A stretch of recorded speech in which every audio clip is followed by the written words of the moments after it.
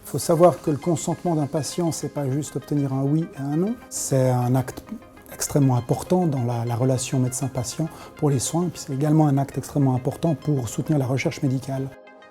La recherche médicale, menée aujourd'hui pour penser les traitements de demain. Une recherche qui repose notamment sur les connaissances actuelles, mais aussi sur les pathologies des patients d'aujourd'hui. Des patients qui peuvent donner leur accord par consentement pour que la recherche se serve de leurs propres analyses en toute confidentialité et en toute transparence.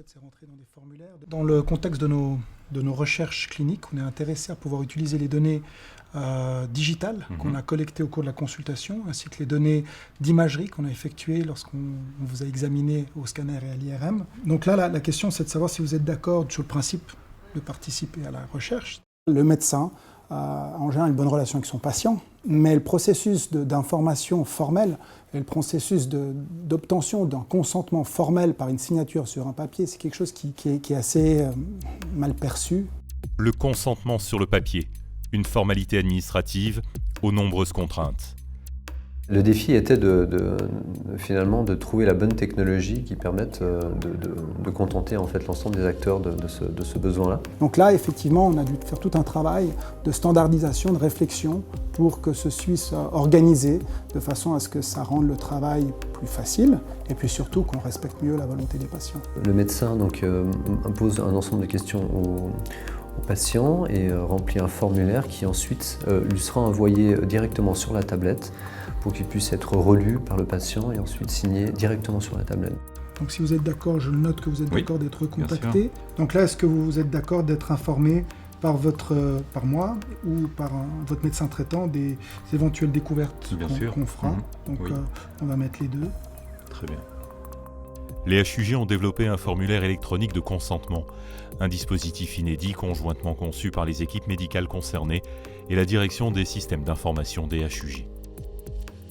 Le grand avantage, c'est qu'on a un document qu'on peut créer à l'intérieur de notre DPI, qui est donc le dossier de patient informatisé. En général, les patients partaient avec leur consentement, puis ne les renvoyaient jamais signés, etc.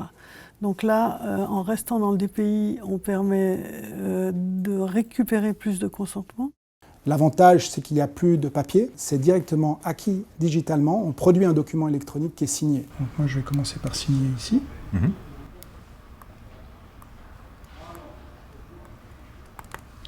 Ensuite, je vous laisse signer également en appuyant sur le petit bout du stylo. Voilà. Donc maintenant... Pour les patients, le consentement électronique est une manière plus simple d'aborder le sujet de la recherche médicale et ainsi de se placer plus facilement acteur des traitements de demain et des avancées à venir, pour soi-même, mais aussi et surtout pour les autres. Il m'est arrivé quelque chose dans ma vie qui était assez grave. Et utiliser en fait ce qui m'est arrivé pour aider d'autres personnes, c'est quelque chose d'intéressant. C'est par rapport aussi à mes enfants, comme j'ai 2 enfants. S'il y a un problème génétique, ils pourraient revenir là-dessus par rapport à ce que j'ai eu, savoir si c'est possible que mes enfants aient ça aussi plus tard.